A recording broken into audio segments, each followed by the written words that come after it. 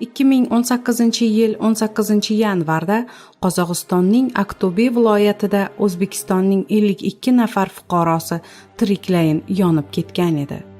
Yong'in yuz bergan vaqtida avtobus salonida bo'lgan Qozog'istonning 3, O'zbekistonning 2 fuqarosi jarohat olishgan, ammo omon qolishgan edi. Turon 24 muxbiri fojiada tirik qolgan o'zbekistonliklar bilan suhbatlashdi. Jinoyat ishlari bo'yicha Aqto'be tumanlararo sudida ketgan 52 nafar o'zbekistonlikning o'limi bo'yicha sud ishi boshlandi. Sudda halok bo'lganlarning yaqinlari ham qatnashmoqda. Ular Aqto'bega avtobusda borgan, hozir ijaraga olingan xonadonlarda turibdi. Yongan avtobusning 3 nafar haydovchisi Janubiy Qozog'iston viloyati fuqarolari. Tergov organlari ularni transportdan noto'g'ri foydalanish va yo'l harakati qoidalariga rioya etmaslikda ayblamoqda. Biroq ayblanuvchilarning yaqinlari bundan norozi. Ular haydovchilar bilan birga tirik qolgan 2 o'zbekistonlikni ham sud qilish kerakligini aytmoqda. Fojiada omon qolgan 2 nafar o'zbekistonlik ham Namangan viloyatining To'raqo'rg'on tumanidan. Ahrorbek Isoqov O'zbekiston, Isroil Mirzaahmedov esa Bozorboshi mahallasida istiqomat qiladi. Turon 24 muxbiri quyidagicha hikoya qiladi. O'zbekiston mahallasiga kirib kelganimizda mahalla fuqarolar yig'ini raisi Hasanboy Qirg'izov qarshimizdan chiqib qoldi. Tuman hokimligiga yig'ilishga otlangan ekan. U kishi bilan to'g'ri Isoqovlar xonadoniga keldik. Uyda Ahrorning otasi Ibrohim ota va akasi Bahriddinni uchratdik. O'zi ishda ekan. Biz Ibrohim otani suhbatga tortdik. Ibrohim ota Isoqov: 8 nafar farzandim bor. 6 o'g'il va 2 qiz. Ahror ularning kenjasi. U bo'lgan avtobus yonganini televizordan bildik. Xudoga aytganimiz bor ekan, tirik qoldi. O'sha voqeadan 10 kun o'tib sog'-omon qaytib keldi. Ammo fojiada ukamning nabirasi Bahodir Muradullayev halok bo'ldi. Hali uylanmagan, 20 yoshga ham to'lmagan yigit edi. Shundan keyin onasi bilan Ahrorni hech qayerga yubormadik. O'zimizda ishlaysan dedik. Shukr, 2-3 oy bo'ldi. To'raqo'rg'on issiqlik elektr stansiyasiga qurilishga ishga kirdi. Endi xotirjamman. Axir yoshim salkam 80 ga kirdi. Onasi ham 70 dan o'tdi. Xonadonda Ahror bilan qo'ng'iroqlashdik. Dam olish kuni bo'lishiga qaramay ishda ekan. Vaqtni boy bermay, nafaqat viloyat yoki vodiyda, balki O'zbekistonda bunyod etilayotgan eng katta inshootlardan bo'lgan To'raqo'rg'on ES tomon qarab ketdik. Inshoot mahobati bilan kishini hayratga soladi. ESdagi qurilish ko'lami nihoyatda katta. Bu yerga kelib jarayonni bir nafas kuzatdik va Ahrorga qo'ng'iroq qildik. Oradan ko'p o'tmay qahramonimiz chiqib keldi. Uni tanib olish uncha qiyin emasdi. Chunki uyda biz suhbatlashgan akasi bilan o'xshash ekan. Muddaomizni tinglagach, o'sha mash'um kunni xotirlashga o'tdi. 30 ga kirdim. 10 yildan beri Rossiyaga qatnayman. Qurilishda deyarli hamma ish qo'limdan keladi. Bu gal Qozon shahridagi bir obyektni bitkazishga otlangan edik. Men avtobusning old o'rindig'ida haydovchilar yonida o'tirgan edim. Yong'in ro'y bergan payt ko'zim ilingan ekan. Kuchli shovqindan uyg'onib ketdim. Avtobus alanga ichida qolgan. Mening ham shimim yona boshlagandi. Jon holatda o'zimni pastga otdim. Nima bo'layotganini anglagan paytimda avtobus butkul o't ichida qolgandi. O'sha kunlari havo harorati o'ta pasayib, avtobusning ichi muzlab ketgan edi. Shuning uchun salon kavshar lampa bilan isitilgan.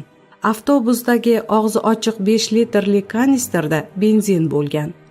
O'sha kanistrdagi benzin alanga olib, butun avtobus o't ichida qolgan. Yo'lovchilarning hammasi avtobusning 2-qavatida bo'lgan. Eshiklar qulflanib qolgan. Yong'in chiqqanda hamma o'zini orqa eshikka urgan.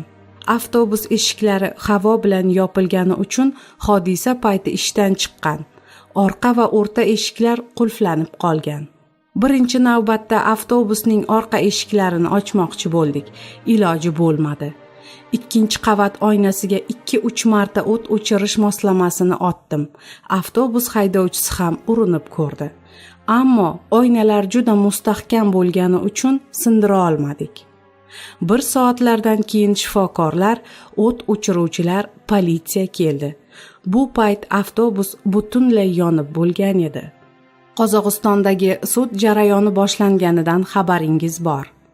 U yerda ishtirok etayotgan ayblanuvchilarning yaqinlari omon qolganlarini ham sudga chaqirib, so'roq qilish kerak edi degan fikrlarni aytgan.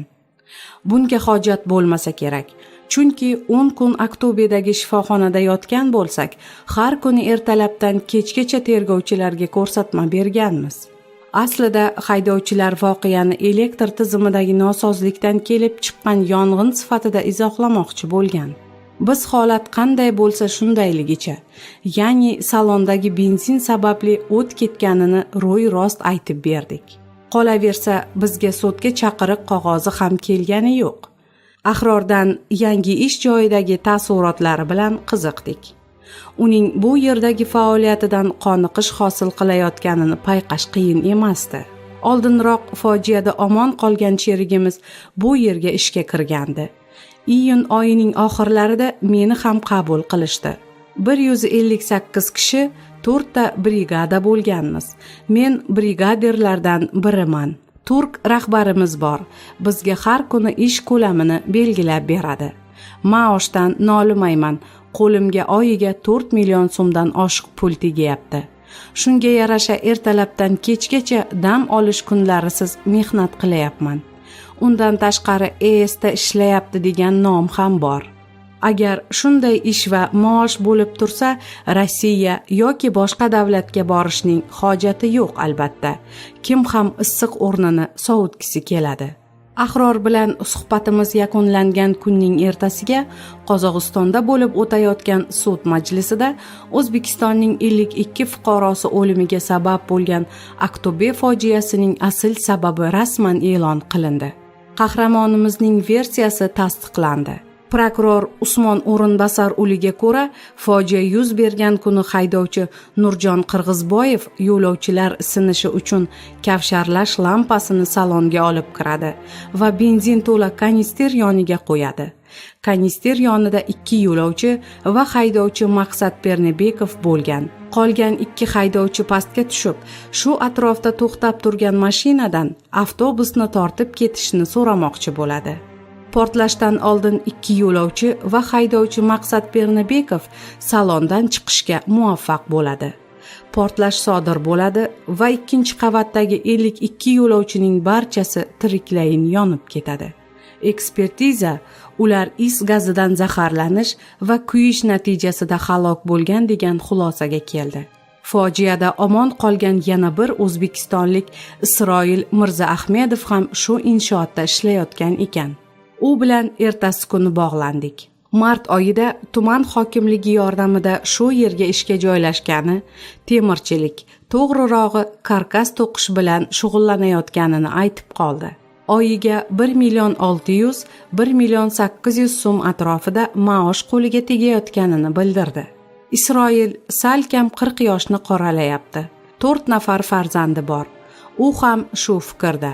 Ya'ni sharoit va imkoniyat bo'lsa, chetga chiqishning hojati yo'q. Avtobusda eshikka yaqin yerda bo'lganim jonimga oro kirdi. Shunda ham kuyish jarohatlari, shikastlanishlar bilan bir muddat shifoxonada davolanib chiqdim. Oilada 4 o'g'il, 2 qizmiz. Hozir 3 o'g'il qoldik. Ukam 2009-yilda avtohalokatda nobud bo'lgan. Shunday fojiada omon qolganimni Yaratganning inoyati deb o'ylayman. Chunki uydagilar buni ko'tara olmasdi, deydi Isroil. Yigitlar bu yerdagi qurilish ishlari kelgusi yil yakuniga yetib qolishini bildirdi. Ularning ko'nglini xotirjam qiladigan holat shuki, erta-indin To'raqo'rg'onda yana bir gigant korxona, Hyundai zavodi qurilishi boshlanadi.